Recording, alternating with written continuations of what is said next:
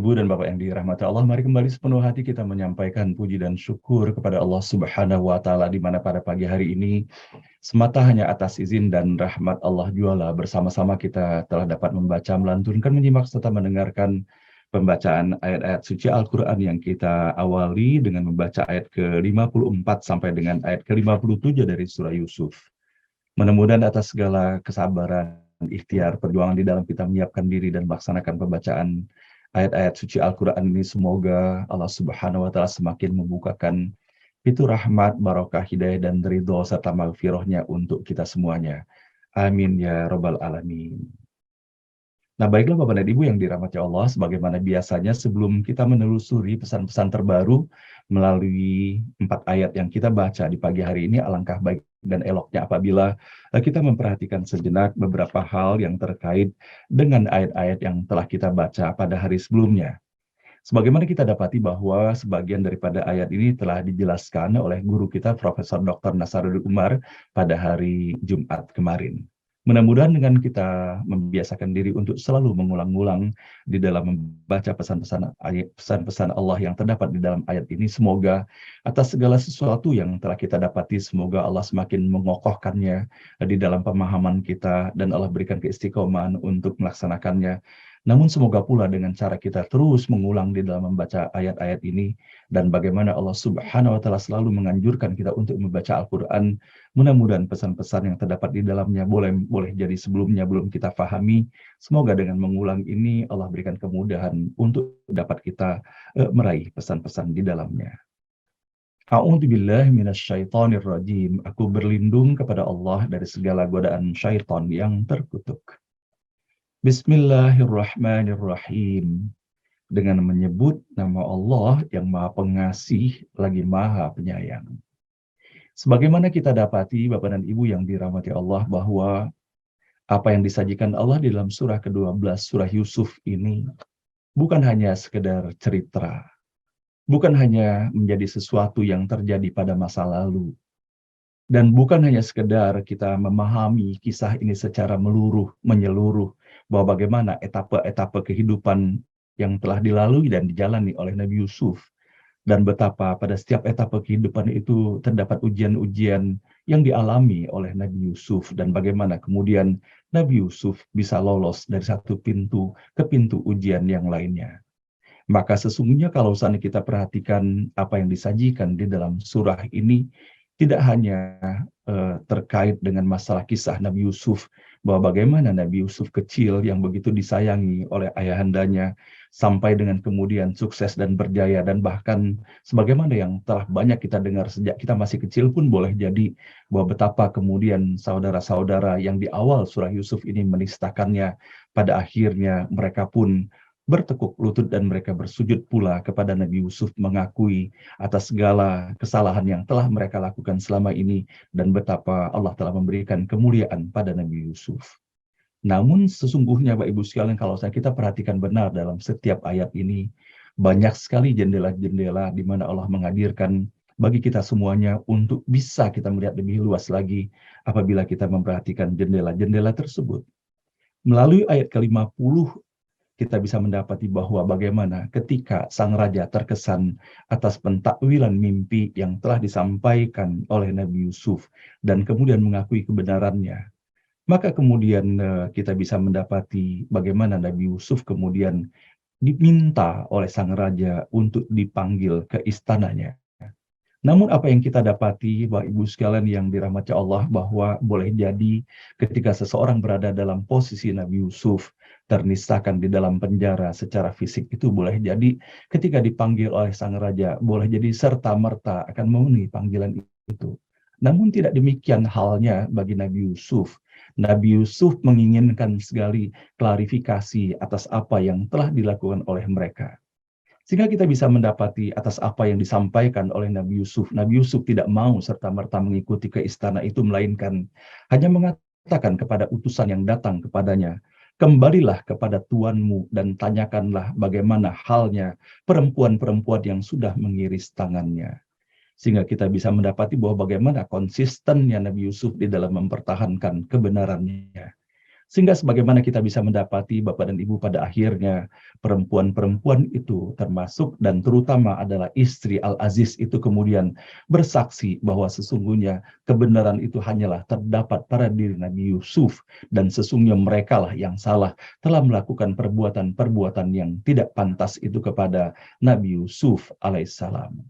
Maka sesungguhnya atas apa yang telah dilakukan oleh Nabi Yusuf ini bukan hanya sekedar kita mendapati kepentingan dan keinginan pribadi untuk membersihkan namanya, tetapi bahwa bagaimana di dalam peristiwa Nabi Yusuf ini Allah memberikan pembelajaran kepada kita semuanya bahwa sepatutnya demikianlah, tidak perlu berpanjang-panjang ketika seseorang itu menyadari benar bahwa kesalahan terdapat di dalam dirinya, maka dikemukakanlah kesalahan itu dengan lugas dan tuntasnya, sehingga tidak perlu berpanjang-panjang lagi. Sehingga kita bisa mendapati bahwa bagaimana pengakuan daripada istri Al-Aziz itu, bahwa ialah yang telah melakukan penggodaan kepada Nabi Yusuf itu. Nah, bukankah Bapak dan Ibu yang dirahmati Allah, kita bisa mendapati Allah Subhanahu wa Ta'ala yang telah menciptakan kita. Allah mengetahui benar bahwa betapa lemahnya kita, sehingga potensi kita untuk melakukan kesalahan itu sangat besar di dalam kehidupan ini. Bahkan kita bisa mendapati bahwa pada diri Nabi Adam alaihissalam dan bersama Ibu Hawa pun, begitu Allah telah menciptakan mereka, namun potensi untuk melakukan kesalahan itu pun terdapat pada diri mereka, dan begitu pun kepada hamba-hamba yang lain. Maka sesungguhnya Allah Subhanahu wa Ta'ala mengetahui persis akan hal ini, dikarenakan Allah yang telah menciptakan kita. Maka dari itulah kita bisa mendapati bahwa bagaimana Allah menghadirkan contoh luar biasa pula kepada kita pada diri Nabi Adam dan istrinya. Setelah menyadari kesalahannya, maka serta-merta memohon ampun kepada Allah Subhanahu wa Ta'ala. Dan sebagaimana pula yang selalu kita bacakan di dalam forum ini, kita bisa mendapati bagaimana pada ayat ke-133 pada surah Ali Imran itu, Allah meminta kita bersegera, wasari'u ila maghfiratim mir rabbikum, bahwa Allah meminta kepada kita untuk segera menuju kepada ampunan dari Allah yang telah menciptakan kita semuanya. Maka kita bisa mendapati bahwa di dalam kisah ini betapa ketika kesalahan itu ditunjukkan, tidak perlu lagi bertele-tele, melainkan serta-merta para istri daripada pejabat itu dan khususnya istri Al-Aziz itu menyampaikan dan mengakui bahwa ialah yang salah. Maka apabila ketika seseorang itu telah melakukan kesalahan, apakah masih ada sesuatu lagi yang harus diberikan tuntutan kepadanya? Apabila Allah Subhanahu wa Ta'ala saja Maha Pengampun dan Maha Pemaaf, bagaimana dengan kita? Apakah ketika seseorang itu telah menyatakan permohonan maafnya, masih juga kita menyimpan hal itu sebagai sesuatu yang pada akhirnya justru akan menyesakkan diri kita sendiri? Nah, inilah Bapak dan Ibu yang dirahmati Allah, bahwa betapa kita bisa mendapati bagaimana melalui ayat ke-51, 52 dan 53, bagaimana pengakuan kesalahan itu telah dilaksanakan. Dan begitu pun kita bisa mendapati bahwa bagaimana di dalam ayat ke-53, wama ubarri'u nafsi, dan aku tidak menyatakan diriku lepas dari kesalahan. Innan nafsal ammaratum bisu illa ma rahima rabbi. Karena nafsu manusia itu mendorong kepada kejahatan, kecuali yang sudah mendapatkan rahmat dari Tuhanku. Inna rabbi ghafurur rahim. Nah, maka Bapak Ibu sekalian yang dirahmati Allah, ketika kita mendapati di dalam ayat ke-53 ini, Allah menyebutkan di antara nafsu-nafsu itu adalah innan nafsa la ammaroh, adalah bagaimana nafsu ammaroh Allah sebutkan di dalam ayat ini. Dan untuk menambah perbendaharaan kita, Bapak Ibu sekalian, agar kita bisa memahami sesungguhnya selain dari apa yang kita dapati di dalam ayat ke-53 ini, bahwa terdapat kategori nafsu, yaitu nafsu yang mendorong manusia kepada kejahatannya, maka di dalam Al-Quran kita bisa mendapati paling sedikit 3 kategori nafsu itu sendiri. Selain daripada nafsu ammarah yang kita dapat di dalam ayat ke-53 ini, maka di dalam Al-Quran kita bisa mendapati bahwa terdapat pula nafsu yang cenderung menghantar seseorang itu kepada penyesalan di dalam dirinya. Apakah ketika melakukan kebaikan ataukah melakukan keburukan, penyesalan, menyesali sesuatu yang tidak akan mungkin terjadi, sehingga membuatnya tidak mampu menatap dengan baik ke depannya. Sebagaimana bisa kita dapati di dalam surah Al-Qiyamah, yaitu pada surah ke-75 dalam ayat kedua, wala uqsimu bin nafsil lawamah, dan aku bersumpah demi jiwa yang selalu menyesali dirinya sendiri. Nah, Bapak dan Ibu yang dirahmati Allah, terdapat pula kemudian tentunya nafsu yang kita selalu memohon kepada Allah, semoga hal inilah, jiwa seperti inilah yang diberikan kepada kita semuanya. Sebagaimana kita bisa mendapati di dalam surah Al-Fajr, pada surah ke-89 ayat ke-27 yang selalu kita baca di dalam forum ini. Ya ayyatuhan nafsul mutmainnah. Maka inilah sesungguhnya jiwa yang tenang. Maka Bapak Ibu sekalian yang dirahmati Allah, semoga dari 3 kategori nafsu atau jiwa yang terdapat pada setiap diri dan sanubari itu, kita memohon kepada Allah semoga kita dihindarkan dan dijauhkan, dan terus kita berjuang agar kita tidak termasuk ke dalam jiwa-jiwa yang selalu terdorong untuk melakukan perbuatan kejahatan. Dan semoga kita pun, Bapak Ibu sekalian, lebih banyak digiring Allah untuk menuju kepada jiwa-jiwa, kepada diri yang selalu bersyukur kepada Allah Subhanahu wa Ta'ala, menerima dengan penuh keikhlasan atas apa yang telah Allah takdirkan bagi kita semuanya. Dan semoga dengan jiwa yang tenang inilah kita menjadi bagian dari hamba-hamba Allah yang Allah panggil itu. Ya ayyatuhan nafsul mutmainnah, irji'i ila rabbiki radiyatan mardiyah, fadkhuli fi ibadi wadkhuli jannati. Semoga Allah memberikan kesabaran dan keistiqomahan dalam iman dan Islam bagi kita semuanya, menjadi sepenuhnya bahwa hidup ini memang terdapat ujian-ujian, sebuah keniscayaan ujian dihadirkan di dalam kehidupan ini. Dan semoga Allah hadirkan kesadaran dalam diri kita ketika kita melihat ujian-ujian ini, bahwa sesungguhnya ini adalah kesempatan Allah Subhanahu wa Ta'ala memberikan peluang bagi kita untuk meningkatkan derajat keimanan dan ketakwaan kita kepada Allah Subhanahu wa Ta'ala. Semoga kita sabar di dalam menghadapi ujian, dan kemudian dalam ketenangan dan kesabaran itu kita bisa menghadirkan cara penyikapan yang terbaik di dalam menghadapinya. Dan mudah-mudahan kita menjadi bagian dari hamba-hamba Allah yang lulus dalam menghadapi setiap ujian yang diberikan kepada kita semuanya. Amin ya rabbal alamin. Nah, baiklah Bapak Ibu sekalian, bersama-sama kini kita menelusuri pesan-pesan terbaru yang terdapat di dalam ayat ke-54 sampai dengan ayat ke-57 ini. Sesungguhnya Allah yang telah memfirmankan ayat ini yang disampaikan kepada Nabi Muhammad SAW. Maka sesungguhnya hanya Allah yang mengetahui makna secara pasti dari apa yang terdapat di dalam ayat yang kita baca. Namun sebagaimana Allah telah menitahkan kepada kita semuanya untuk berusaha belajar, dan belajar. Dan bagaimana Allah telah menyampaikan kepada Rasulullah, Iqra bismi rabbikal ladzi khalaq. Maka tentunya di dalam kita membaca ini, kita berharap sekali tuntunan Allah Subhanahu wa Ta'ala, sehingga kita melandaskan di dalam membaca ini tidak lain bismi rabbikal ladzi khalaq, bahwa kita membaca ayat-ayat ini adalah dengan nama Allah yang telah menciptakan kita semuanya. Ayat ke-54. A'udzubillahi minasyaitonirrajim. Bismillahirrahmanirrahim. Wa qala al-maliku tuni bihi astakhlishu li nafsi. Falamma kallabahu qala innakal yawma ladaina makinun amin.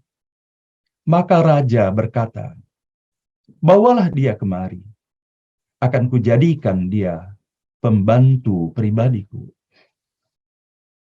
Setelah ia berbicara kepadanya, maka katanya, mulai hari ini engkau mendapat kedudukan tinggi di sampingku sebagai orang kepercayaan. Ayat ke-55. Qala ja'alni ala khazainil ard.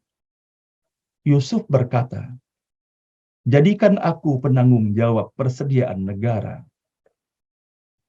Inni hafizun alim. Aku sungguh akan menjaganya sebagai orang yang mengetahui. Ayat ke-56. Wa kadzalika makkanna Yusufa fil ardi yatabawwa'u minha haitsu yasha.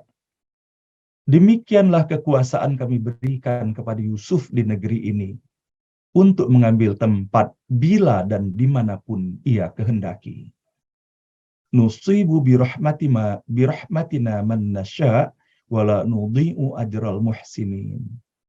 Kami melimpahkan rahmat kami kepada siapa saja yang kami kehendaki, dan kami tidak menyia-nyiakan pahala mereka yang berbuat baik. Ayat ke-57, ayat terakhir yang kita baca. Wala ajrul akhirati khairul lil ladzina amanu wa kanu yattaqun. Tetapi sungguh balasan hari akhirat lebih baik bagi orang yang beriman dan bertakwa. Shadaqallahul azim, maha benar dan maha agung Allah dengan segala firman-Nya. Ibu dan Bapak yang dirahmati Allah, dari apa yang kita dapati pada hari ini, bagaimana kesabaran Nabi Yusuf di dalam melalui tahap demi tahap yang didapati dalam kehidupannya. Maka dalam skala kehidupan manusia, bahwa Nabi Yusuf mencapai puncaknya ketika sang raja langsung menyampaikan dan kemudian menitahkan dan akan menjadikannya sebagai staf pribadinya, menjadi pembantu pribadinya, dan orang yang terdekat dengan dirinya.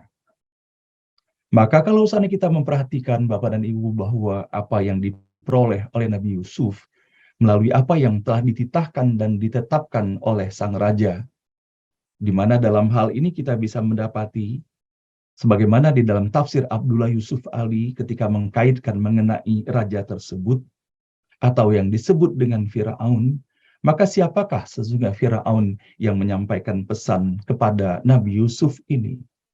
Nah, tentunya begitu banyaknya uraian-uraian yang telah kita dapatkan bahwa Firaun bukanlah merupakan nama, tetapi adalah merupakan gelar ataupun jabatan sebagai pemimpin tertinggi di Mesir itu. Sebagaimana kita ketahui pula dalam peristiwa Nabi Musa, misalnya, terdapat pula Firaun di sana. Maka pada tafsir Abdullah Yusuf Ali kita bisa mendapati siapakah Firaun ini dan pada waktu kapan masanya dapat kita perkirakan. Maka barangkali dia seorang raja dari dinasti Hyksos, yaitu hidupnya kira-kira antara abad ke-19 dan abad ke-17 sebelum Masehi. Nah, Bapak dan Ibu yang dirahmati Allah, kalau seandainya kita memperhatikan benar bahwa sang raja tidaklah pernah berjumpa dengan Nabi Yusuf, melainkan setelah Nabi Yusuf itu dihantarkan kepadanya. Dan kalau seandainya kita memperhatikan bahwa sesungguhnya ketika sang raja menetapkan, maka sesungguhnya dari beberapa uraian yang kita dapati, maka sesungguhnya telah diadakan pembicaraan antara sang raja dengan Nabi Yusuf sebagaimana layaknya ketika seorang raja mengundang seseorang untuk datang ke istananya. Maka satu hal yang kita dapati di dalam ayat ini bahwa betapa sesungguhnya yang paling melandasi daripada sang raja di dalam menetapkan bahwa Nabi Yusuf sebagai pembantu pribadinya, orang yang terdekatnya adalah kekagumannya dan pengakuannya terhadap akhlak Nabi Yusuf tidak hanya diawali dengan kemampuan Nabi Yusuf di dalam mentakwilkan mimpi yang telah dihantarkannya, namun juga sesungguhnya atas bagaimana mulianya akhlak Nabi Yusuf dan ketegarannya di dalam menegakkan kebenaran itu dan menunjukkan bahwa kemungkaran itu adalah mungkar, sebagaimana halnya Nabi Yusuf tidak serta-merta untuk menerima tawaran datang ke istana itu. Nah, disinilah Bapak dan Ibu yang dirahmati Allah kita bisa mendapati bahwa bagaimana keterpaduan antara sikap dan akhlak yang dimiliki oleh Nabi Yusuf alaihissalam dengan akhlak daripada pemimpin negeri Mesir ketika itu, yang menghargai benar akan kejujuran yang telah disampaikan oleh Nabi Yusuf, dan kemudian bagaimana ia menempatkan kebenaran itu dengan menjadikan Nabi Yusuf sebagai orang kepercayaannya. Nah, maka sampai sejauh mana sesungguhnya nilai-nilai seperti ini berlaku di dalam kehidupan kita sehari-hari dan termasuk juga dalam masyarakat ataupun di dalam negara kita sekalipun ataupun secara global sekarang ini. Bagaimanakah kriteria-kriteria yang telah ditetapkan dan diberlakukan oleh seseorang ataupun lembaga sekarang ini di dalam merekrut seseorang?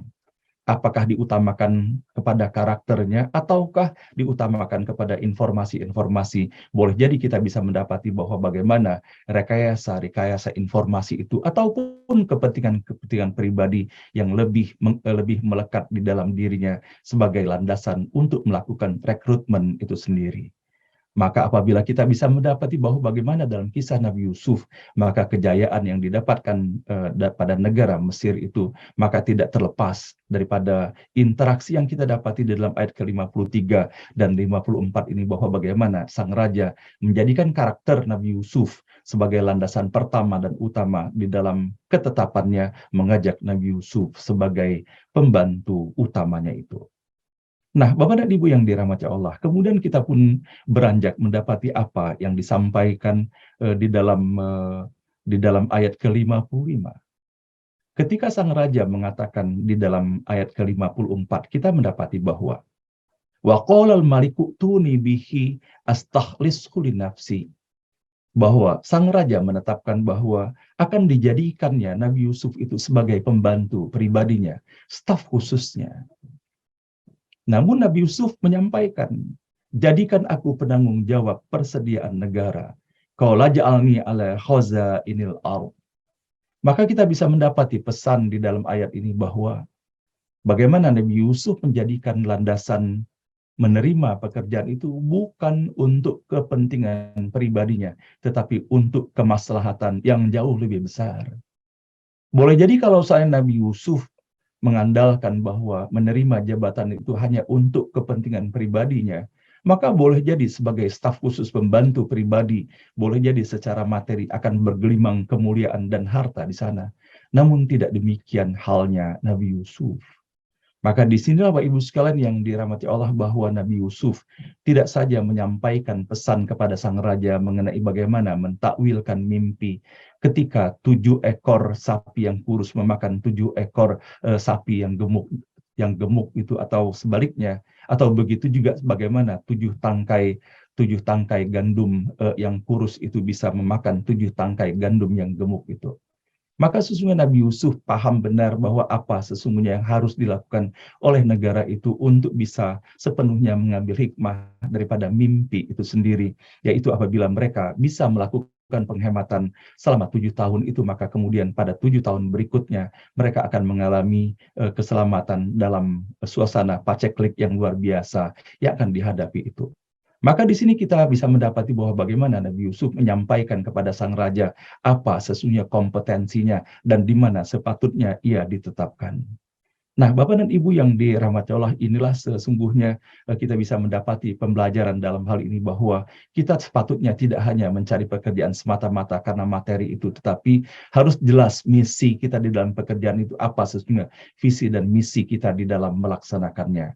Maka sesungguhnya betapa Nabi Yusuf yang senantiasa dalam bimbingan Allah Subhanahu wa Ta'ala, maka menjadikan dirinya agar benar-benar dalam jabatan yang diamanahkan sang raja kepadanya bisa memberikan rahmat seluas-luasnya bagi alam semesta ini. Nah, pada hari ini ketika kita mempelajari atas apa yang didapati di dalam ayat ke-55 ini, saya tertarik sekali Bapak Ibu sekalian dengan kata khozain yang terdapat di dalam ayat ini. Sebagaimana kita dapati bahwa pada tafsir-tafsir lainnya menerjemahkan kata khozain ini adalah sebagai bendahara.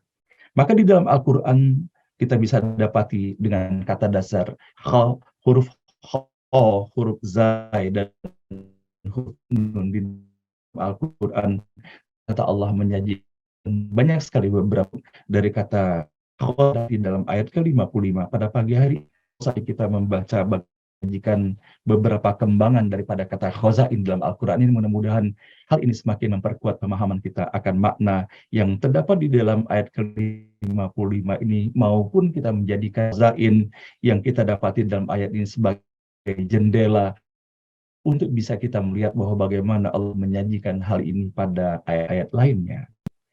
Pada surah ke-7, pada surah Al-Isra ke-100, Allah berfirman di sana, "Tum tamlikuna khazaina rahmati rabbi idza lam saktum khasyatal infaq wa kanal insanu qatura." Katakanlah Muhammad, sekiranya kamu menguasai perbendaharaan rahmat Tuhanku, niscaya perbendaharaan itu kamu tahan karena takut membelanjakannya. Dan manusia itu memang sangatlah kikir. Maka bagaimana kita bisa mendapati di dalam ayat ke-100 pada surah Al-Isra ini, maka disematkan dan dilekatkan bahwa kata khozain di dalam ayat ini adalah sebagai sebuah peranan yang bisa diberikan kepada seseorang sebagai pembendaharaan yang menguasai segala harta ataupun aset-aset itu sendiri. Maka Allah sampaikan di dalam ayat ini bahwa sebanyak apapun yang diberikan kepada manusia itu, maka tetap saja dia tidak akan pernah bersyukur. maka dia tetap saja akan menjadi semakin pelit dalam membelanjakan hartanya itu. Inilah sebagian besar manusia, begitulah gambaran yang Allah sampaikan di dalam ayat ke-100 ini. Dan begitu pun kita bisa mendapati dalam surah Al-An'am yang telah kita baca beberapa waktu yang lalu pada ayat ke-50. Qul la aqulu lakum indi khazainullahi wa la a'lamul ghaib wa la aqulu lakum inni malak in attabi'u illa ma yuha ilai qul hal yastawil a'ma wal basir afala tatafakkarun. Kita dapati kembali kata khazain di dalam ayat ini. Katakanlah, aku tidak mengatakan kepadamu bahwa perbendaharaan Allah ada pada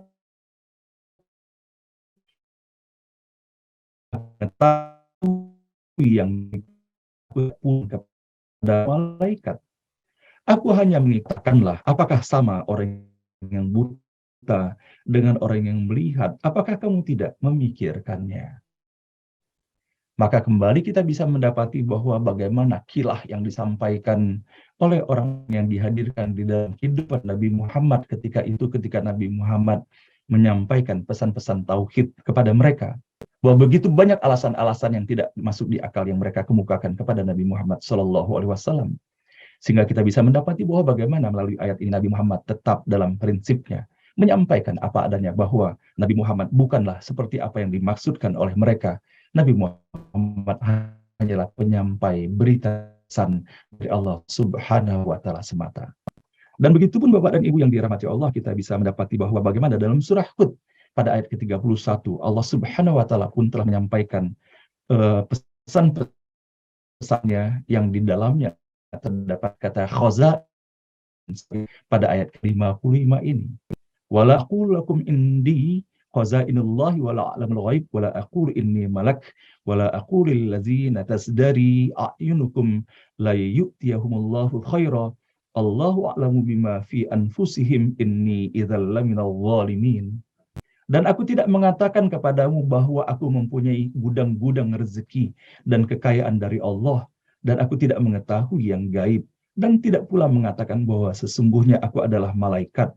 Dan aku tidak juga mengatakan kepada orang yang dipandang hina oleh penghina, dan aku tidak juga mengatakan kepada orang yang dipandang hina oleh penglihatanmu bahwa Allah tidak akan memberikan kebaikan kepada mereka. Allah lebih mengetahui apa yang ada pada diri mereka. Sungguh jika demikian, aku benar-benar termasuk orang-orang yang zalim.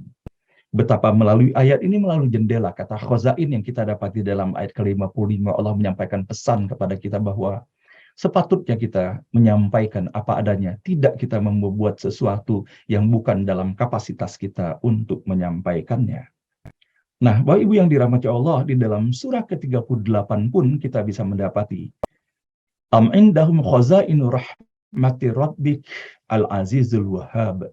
Atau apakah mereka itu mempunyai pemberdarahan rahmat Tuhanmu yang maha perkasa, maha memberi. Am indahum khazain rabbik am humul musaitirun.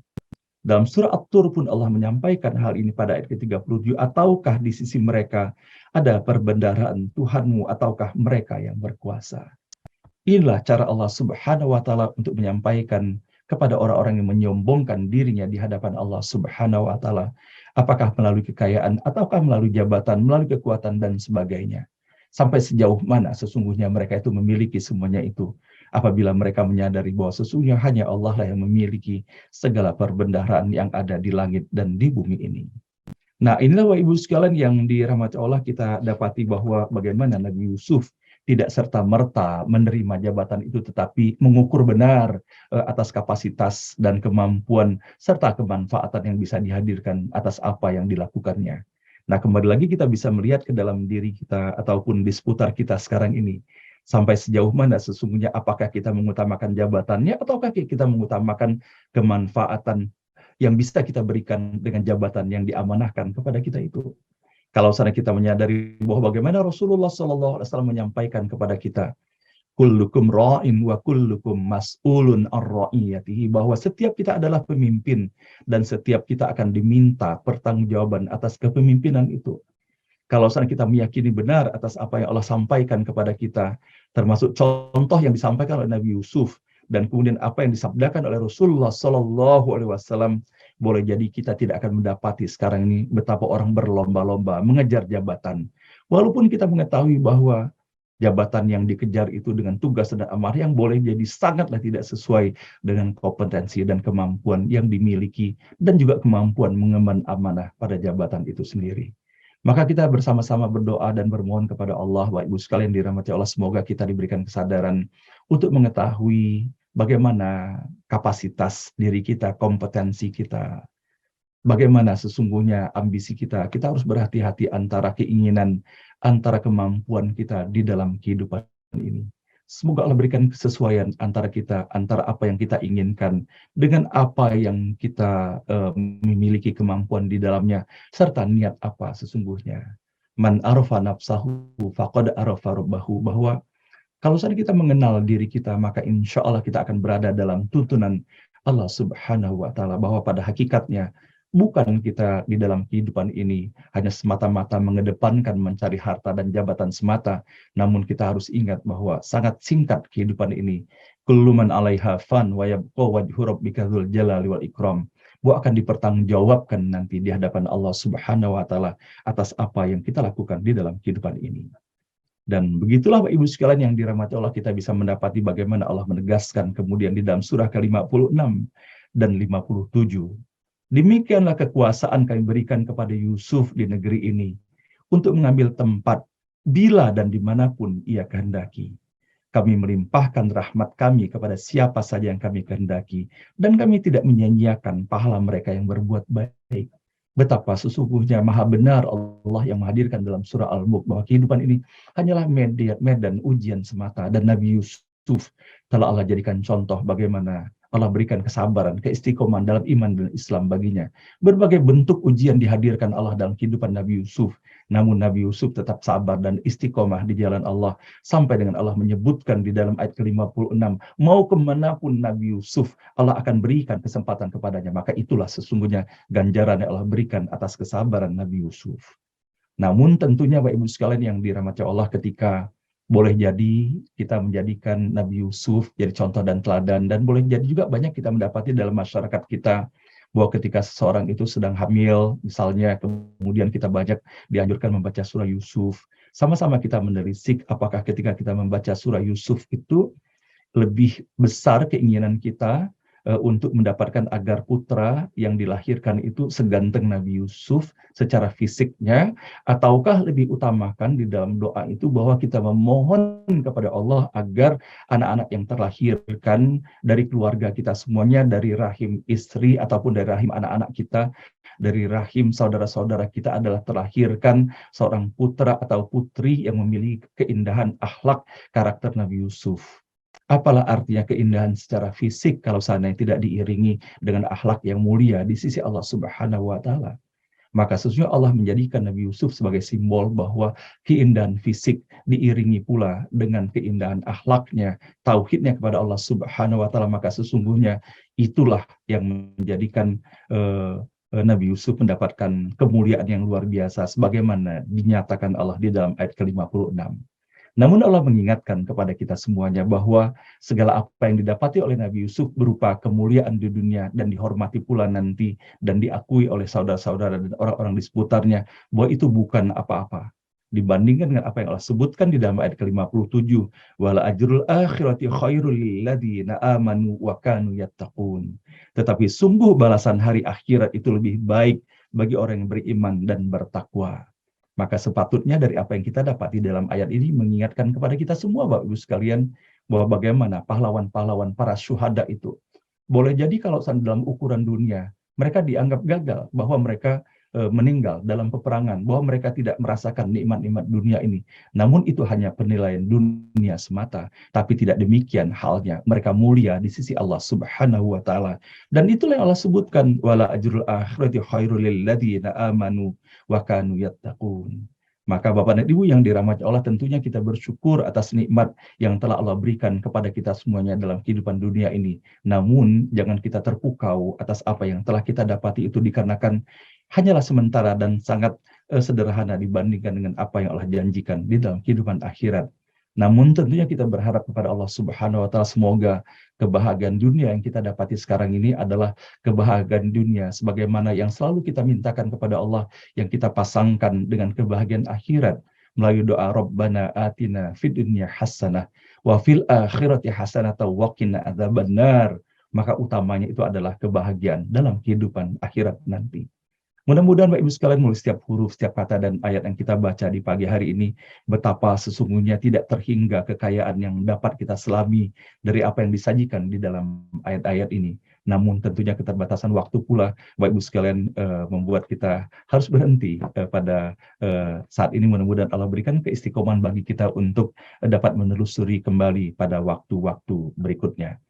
Mudah-mudahan setiap huruf, setiap kata dan ayat yang kita baca di pagi hari ini terus menjadi cara kita beristighfar, mohon ampun kepada Allah Subhanahu wa taala atas segala dosa dan kesalahan, kebodohan dan kelalaian dan serta maksiat kepada Allah yang telah kita lakukan pada hari kemarin dan hari-hari sebelumnya. Semoga Allah membukakan pintu ampunan dan taubat bagi kita semuanya. Dan berharap pula kita kepada Allah Subhanahu wa taala semoga melalui setiap huruf, kata, dan ayat ini Allah bukakan pintu rahmat, barakah, hidayah, dan ridhonya untuk kita semuanya. Amin. Ya Rabbal Alamin.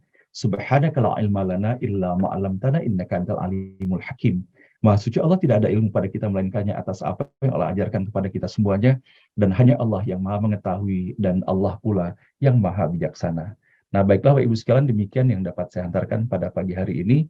Mudah-mudahan Allah meridhoinya. Dan sebelum kita memasuki acara beranda kita, bersama-sama kita akan menghantarkan terlebih dahulu kepada saudara-saudara kita yang akan meninggalkan forum pada pagi hari ini untuk melaksanakan tugas dan amanah yang diberikan kepadanya. Semoga Allah lindungi, semoga Allah tuntun sehingga dapat melaksanakan tugas dan amanah tersebut sebaik-baiknya dan berhasil dalam ridho Allah Subhanahu wa taala.